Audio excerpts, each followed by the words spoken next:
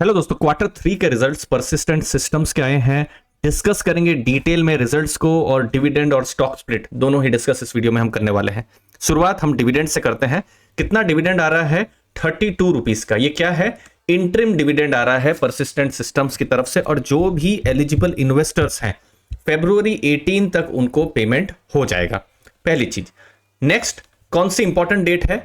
वो है 30 जनवरी 2024। यहां ये एक्स डिविडेंड डेट है, मतलब 30 जनवरी से पहले जिनके पास भी परसिस्टेंट के स्टॉक है वो इस डिविडेंड के लिए एलिजिबल है। अब देखिए, साल में परसिस्टेंट की तरफ से 2 बार डिविडेंड आ रहा है।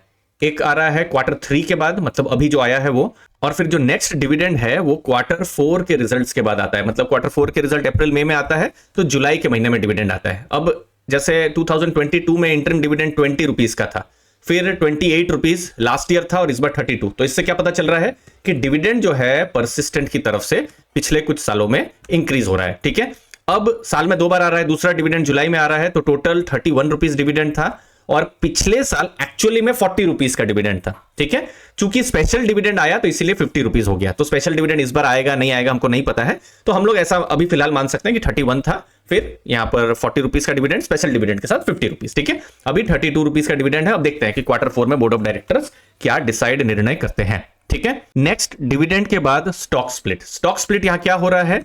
10 की फेस वैल्यू 5 की हो जाएगी। समझाता हूं आपको। आप देखिए स्क्रीन में, देखिए परसिस्टेंट सिस्टम्स है। ओके, अब उनका फेस वैल्यू देखिए कितना है? 10 है।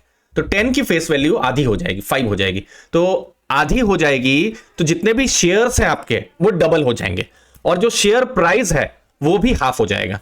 अब ये जनरली कंपनीज क्यों करती है? ताकि कंपनी को थोड़ी लिक्विडिटी मिले। अभी देखिए शेयर प्राइस ऑलमोस्ट देखिए ऑलमोस्ट यहां पर 8000 को टच कर रहा है, 7930। बहुत ज्यादा है ना शेयर प्राइस। अब थोड़ा कम शेयर प्राइस हो जाए तो क्या होगा कि ज्यादा लिक्विडिटी आ सकती है, ज्यादा रिटेल इन्वेस्टर्स पार्टिसिपेट कर सकते हैं, इसीलिए। बाकी स्टॉक स्प्लिट का फंडामेंटल्स के साथ कोई लेना देना नहीं है, इससे बस एक एडजस्टमेंट हो रहा है। जो फेस वैल्यू है वो चेंज हो रही है, शेयर प्राइस यहां पर चेंज होगा। ओके, अब आपका क्वेश्चन होगा कि किस दिन से पहले खरीदे तो स्टॉक स्प्लिट जो है वो उस समय होगा। तो वो डेट अभी तक आई नहीं है, अभी सिर्फ रिजल्ट आया है, बोर्ड ऑफ डायरेक्टर्स ने बात कही है। ये पूरा प्रोसेस अगले 3 महीनों में जो है कंप्लीट हो जाएगा। और इंपॉर्टेंट डेट यहां पर कौन सी रहेगी? रिकॉर्ड डेट रहेगी, और रिकॉर्ड डेट दोस्तों अभी तक आई नहीं है। उम्मीद है अगले 1.5-2 महीने में जो रिकॉर्ड डेट है वो आ सकती है, और वो चीज हम आपको डिटेल में बताते रहेंगे दोस्तों। अब हम बात करेंगे कुछ इंपॉर्टेंट परसिस्टेंट सिस्टम्स के फंडामेंटल्स को लेकर। लेकिन आप हमारी जो लर्निंग कम्युनिटी है, टेलीग्राम कम्युनिटी, उसको भी ज्वाइन कर सकते हैं। 3800 से ज्यादा मेंबर्स हैं। यहां लेटेस्ट म्यूचुअल फंड के पोर्टफोलियोज को मैंने ऑलरेडी शेयर करना शुरू कर दिया है। मुझे उम्मीद है आपको वैल्यू जरूर मिलेगी। डिस्क्रिप्शन में मैंने लिंक को दिया हुआ है। अब परसिस्टेंट एक आईटी सेक्टर की कंपनी है, और सॉफ्टवेयर इंजीनियरिंग और स्ट्रेटेजी वहां पर उनका काम है, और कुछ बड़े जैसे कि सेल्सफोर्स, फिर AWS जैसे उनके क्लाइंट हैं। नंबर्स पर नजर डालते हैं। मार्केट कैप कितना है? 60,937 करोड़। इसका मतलब है एक मिड कैप की कंपनी है। पी रेशियो 59 है।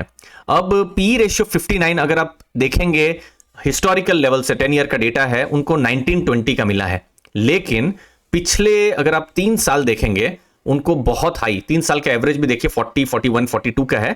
तो अपने हिस्टोरिकल लेवल से भी अभी हमको पी रेशियो के हिसाब से परसिस्टेंट थोड़ा महंगा देखने को मिल रहा है। अब देखिए आईटी सेक्टर जैसे लार्ज कैप कंपनीज हैं, चाहे TCS, विप्रो, इन सबको पी रेशियो कुछ 18-30 के बीच में रहता है। इन्फोसिस हो गया, HCL 18 से 30 के बीच में रहता है। मिड कैप कंपनी है तो एक्सपेक्टेशन परसिस्टेंट से वही रहती है कि आपका फास्ट ग्रो होगा, लेकिन पी रेशियो के हिसाब से थोड़ा सा महंगा हमको देखने को मिल रहा है वैल्यूएशन के हिसाब से। ठीक है, रिटर्न ऑन कैपिटल एम्प्लॉयड थोड़ी देर में डिटेल में डिस्कस करता हूं।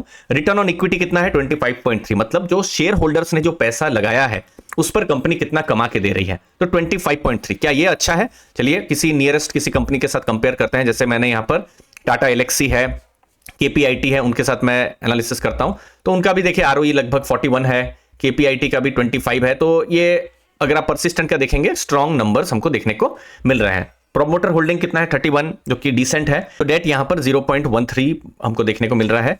5 इयर्स कैसा सेल्स ग्रोथ है? डिसेंट 22% ग्रोथ है। प्रॉफिट ग्रोथ भी हमको मजबूत देखने को मिल रहा है। तो फंडामेंटल्स जो है कंपनी के स्ट्रॉन्ग हमको देखने को मिल रहे हैं जब हम परसिस्टेंट की बात कर रहे हैं।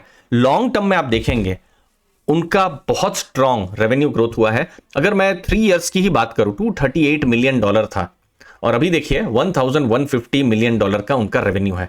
बहुत स्ट्रांग रेवेन्यू ग्रोथ हुआ है। आईपीओ से लेकर लगभग 17.5% रेवेन्यू ग्रोथ हुआ है और लास्ट 3 साल में 27%। मतलब आप देखिए ऑलमोस्ट डबल यहां पर हमको रेवेन्यू ग्रोथ देखने को मिल रहा है परसिस्टेंट का। तो लास्ट 3 इयर्स बहुत ही स्ट्रांग ग्रोथ। अब जब बहुत स्ट्रांग ग्रोथ होता है, अब देखिए बीच में ये वाला पीरियड थोड़ा सा लल पीरियड आ गया था जहां पर ठीक ठाक ग्रोथ हो रहा था, लेकिन जब बहुत स्ट्रांग ग्रोथ होता है तो मार्केट भी बहुत खुश होती है और मार्केट ने उनको एक हायर वैल्यूएशन भी दिया है।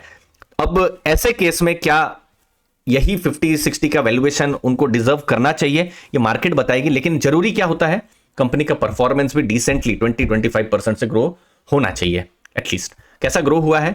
15% ग्रो हुआ है ईयर ऑन ईयर। जिस तरीके से एक्सटर्नल चैलेंजेस है, हमने देखा अभी कुछ लार्ज कंपनीज है जैसे इन्फोसिस और इन सब के रिजल्ट आए, HCL, तो हमने देखा कि 0 से 5% का ही ग्रोथ है, कुछ जगह में डी ग्रोथ भी देखने को मिला है। तो 15% का ग्रोथ एक इतने मुश्किल माहौल में एक डिसेंट, एक स्ट्रॉन्ग ग्रोथ हमको देखने को मिला है। और क्वार्टर ऑन क्वार्टर भी 3.6% एक अच्छा ग्रोथ है।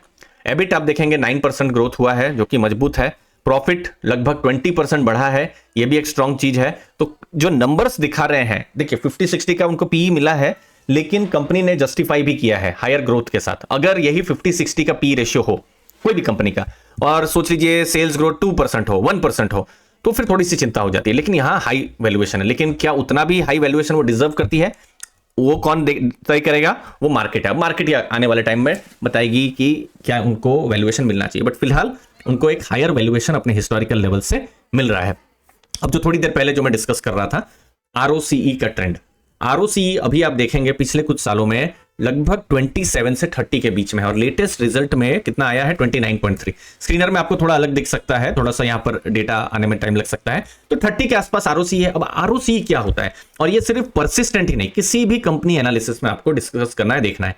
ROCE मतलब कि आपने जो कंपनी है उसमें जो पैसा इन्वेस्ट किया, चाहे वो डेट हो, इक्विटी हो, उस पर कंपनी ने इंटरेस्ट और टैक्स से पहले कितना कमा के दिया, वो होता है return on capital employed.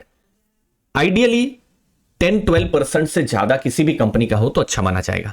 ROCE अगर लगातार किसी कंपनी का घट रहा हो तो खराब माना जाएगा।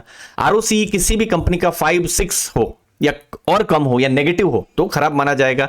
लेकिन ROCE किसी का बढ़ रहा हो, 15, 20, 30 ये सब नंबर्स हो तो मजबूत होगा। तो ROCE इनका यहां पर परसिस्टेंट के केस में मजबूत है। बिजनेस टोटली डिपेंडेंट है नॉर्थ अमेरिका में। लगभग 80% बिजनेस आता है उनका यूएस मार्केट से और नॉर्थ अमेरिकन मार्केट से। तो यूएस अच्छा करेगा, परसिस्टेंट अच्छा करेगा। और यूएस में भी स्लो डाउन है और मैं सरप्राइज्ड हूं इतने बड़े स्लो डाउन में यूएस फोकस जो बाकी जो कंपनीज हैं वो ग्रोथ नहीं कर पा रही है। लेकिन परसिस्टेंट का ग्रोथ यहां पर 15% भी है, लेकिन बहुत ही एक डिसेंट ग्रोथ यहां पर देखने को मिल रहा है। बट अगेन देखिए एक्सपेक्टेशन का होता है ना, एक्सपेक्टेशन के हिसाब से आए हैं या नहीं वो फिर मार्केट तय करेगी। मार्जिन कैसे हैं? मार्जिन इंक्रीज हुए हैं।